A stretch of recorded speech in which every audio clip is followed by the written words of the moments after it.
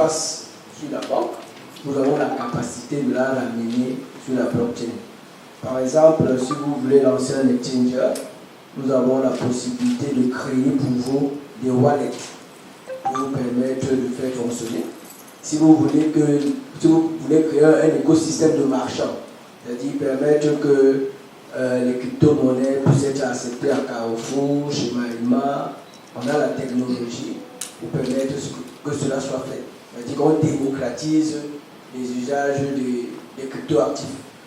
Donc, c'est essentiellement cela. Si vous voulez vous voulez mettre sur pied une solution de rémittance, par exemple, entre les 6 États, si on veut mettre sur pied, parce qu'on a une monnaie commune, on veut mettre sur pied une plateforme d'échange entre les 6 États, nous avons la technologie pour vous permettre de mettre cela sur pied. L'un des points que nous pouvons encore intervenir, c'est qu'aujourd'hui, avec la nouvelle loi de la consommation, les acteurs vont faire la demande. Et la question qu'on se pose, c'est est-ce que c'est toujours la blockchain qu'ils vont utiliser? Donc il faut donc des compétences pour pouvoir tester ces différentes plateformes et prouver qu'effectivement c'est de la blockchain qu'ils utilisent.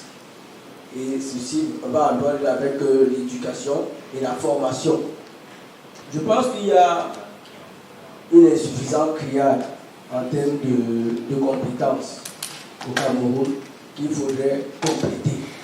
C'est pour ça que parfois, lorsqu'on parle de la souveraineté d'État et qu'on est toujours en train d'importer des solutions, parce que même la blockchain, là, nous risquons toujours l'importer. Donc il y a urgence dans la formation de nos jeunes et par rapport aux différents types de métiers, parce qu'il y a vraiment beaucoup de types de métiers qu'il faudra développer pour pouvoir absorber toute la main dedans. En tant que nationaliste, on a souvent ça fait parfois mal parce que les banques dépensent, les banques ou les institutions en général dépensent des milliards pour acquérir des plateformes et parfois on se dit mais si on avait cette compétence on l'aurait développée ici au pays. Et ça commence aussi par la rigueur.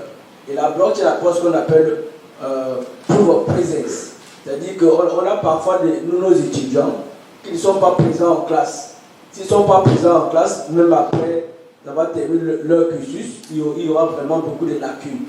Et la blockchain peut déjà permettre de créer des jetons qui sont des preuves de présence en classe. C'est-à-dire que lorsque vous avez suivi effectivement les cours, vous avez des jetons qui sont générés, ce qu'on appelle les proof of presence.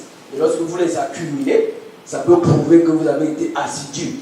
Donc je pense que c'est également l'un des avantages que la blockchain pourra apporter dans le domaine de l'éducation.